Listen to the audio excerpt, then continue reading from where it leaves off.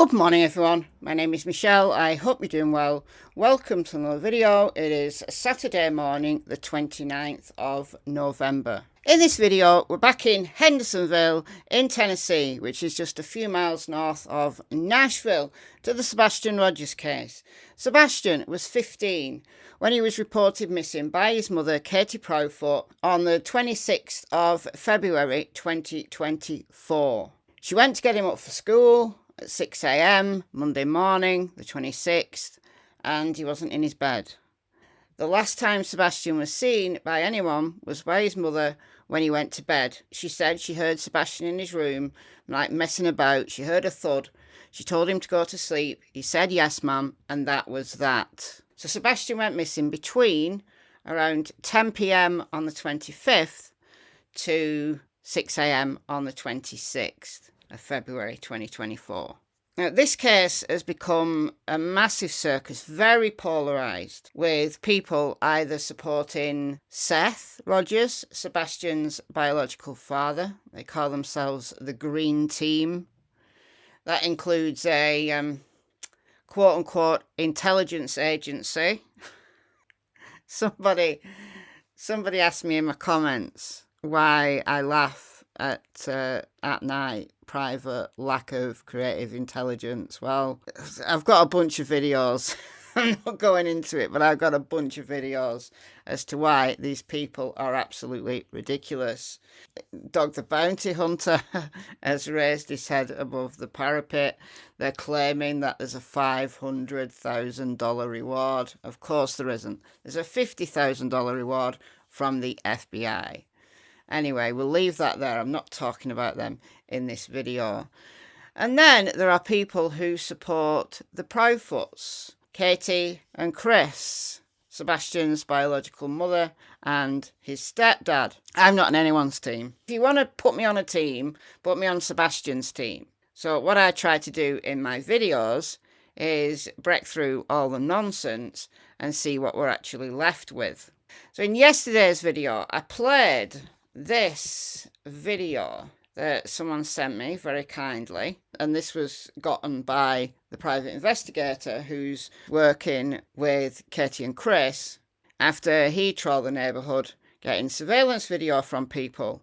And this surveillance camera is one of the houses up the top of Kelly Lane here, so the next street over from Sebastian, and it overlooks the construction site. I've got many videos as to why the construction site is relevant. Go and check them out. I've actually got 217 videos on Sebastian's case. Can you believe that? 217 videos. My videos get sidelined because I'm not on anyone's team. I don't participate in any of the drama, so the information in my videos seems to get lost in this case, but let's keep on plodding on, shall we? Yes, we will. This surveillance video is from one of these houses here at the top of Kelly Lane, next street over from Sebastian's. This is Sebastian's home here on Stafford Court. We know where these cameras are because on the dispatch audio from the cops on the 26th of February, the morning that Sebastian was reported missing, they did a trawl of the immediate neighbourhood, finding out who had cameras and who hadn't. And this might not be all the cameras in the immediate neighbourhood. These are just the ones, like the house numbers, that were mentioned on the dispatch audio. So this surveillance video is of a search dog. I'm going to play it, the original video, and you see the dog appearing right here. Very small, it's in the distance, and this is at 8:31 a.m. on February 26th. So this is about 2 hours after Sebastian was reported missing. The call to the sheriff's office was around 6:30. And this is a Bloodhound, and you see the handlers popping around the side of this building here. You see the dog right there in the distance. The dog is tracking. Talked about all this in yesterday's video. Go and check that out. Like the path of this dog, the path this dog took, we know. The dog appears to have been called back by the handler. So I talked about that yesterday. Go and check out yesterday's video if you missed that. What I want to do in this video is respond to a couple of comments that don't believe that Sebastian was out there, I don't think, or saying that certain pieces of information have been debunked. I did reply to both of these in the comments section, but I think they're worthy of showcasing in a separate video, because I'm sure that a lot of people think the same. So let's talk about that.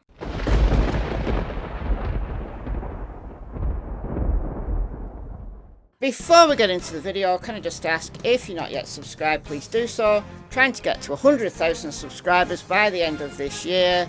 I've got just over a month to go and about 1,500 subscribers to find from somewhere. So it's going to be really tight. But if you're not subscribed, it's free. What have you got to lose? And you'll help me out. And then once I reach 100,000 subscribers, YouTube will send me a silver play button plaque for my wall. You want to see me get the silver play button plaque? Come on. Get your friends, get everybody to subscribe. If you are subscribed, there are ways that you can help the channel. Liking the videos, leaving a comment, helps with the YouTube algorithm. You could try hyping the videos. If you see the hype button, I don't understand this hype situation that's going on. YouTube has made it really confusing, but if you see the hype button, please hype up my videos. That helps with the algorithm as well. And share my videos so that people will find out that my channel is here. I'm waiting for new viewers. Okay, without further ado, this is one of the comments that I want to talk about. If you can see the scent dog on camera, wouldn't you assume you'd see Sebastian on the same cameras? If we are to believe the dogs are following his scent. I don't understand how the dogs work, so apologies if this may seem like an odd question. Well, it's not to do with how the dogs are working, it's to do with the cameras and the daylight. In fact, it may even have been the case that Sebastian was picked up by one of the cameras that picked up this bloodhound. It may well have been Sebastian who was picked up at 12:17 a.m. at the top of Kelling Lane. This is from one of the houses at the top of Kelling Lane. Instead, the camera is pointing to the front. What you see is the bloodhound and the two handlers coming from the backyards here. So they're obviously tracking through the backyards from Sebastian Street. This is Sebastian's house here. They're obviously tracking up here, and they pop out here at the top of Kelling. And then in the very spot where 8 hours previous at 12:17 a.m. there was Shadow Man, the bloodhound puts his nose down and starts to track.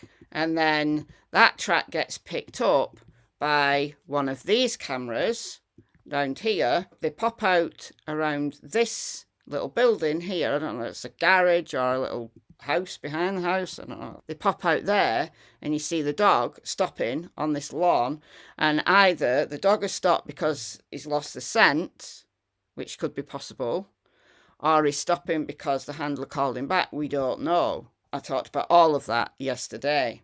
It's absolutely possible that Sebastian was picked up by the camera that faces the front. However, what about the camera that faces the back? Well, what you can see in this video is that the dog and the handlers are tiny. Unless you really zoom in, you can hardly see them. And this is in daylight. This is 8:31 a.m. This dog is scent specific. This dog is tracking Sebastian's scent. But at night, this is going to be really dark around the back of here.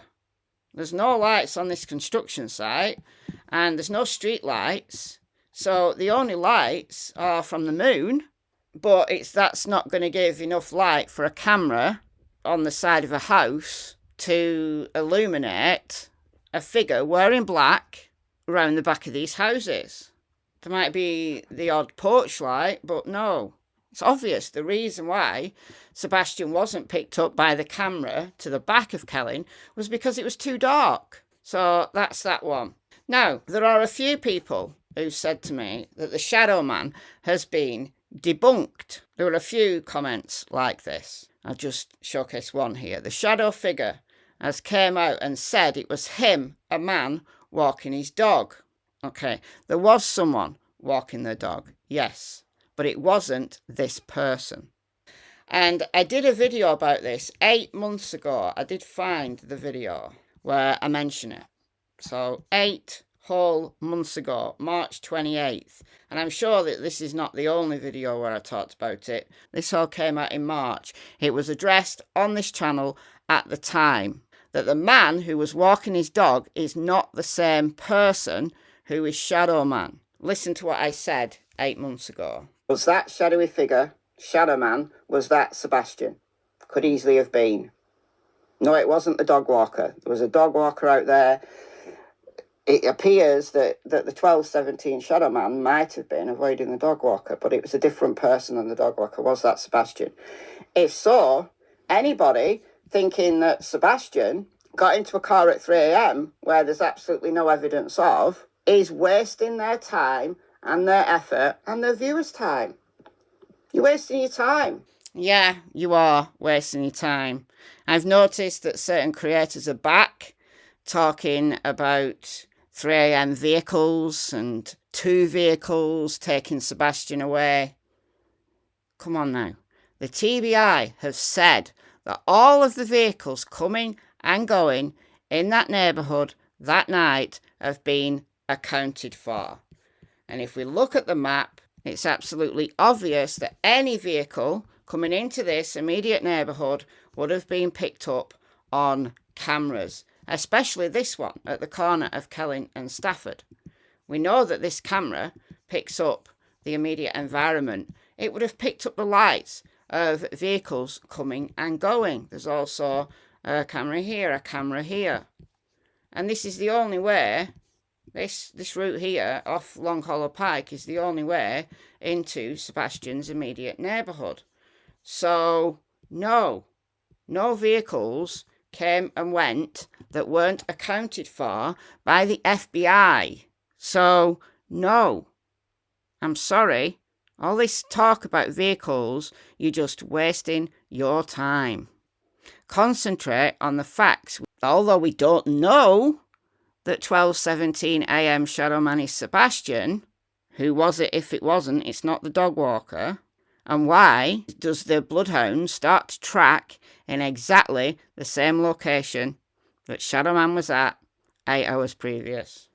Let me know your thoughts in the comments, and I'll see you in the next video. Oh, and don't forget Cold Case Christmas, starting in just 2 days' time over on my other channel, Michelle Walks. A different cold case every single day, starting on December 1st, all the way through and including December 24th. Different cold case every single day. And these are the cases that I'll be covering this year.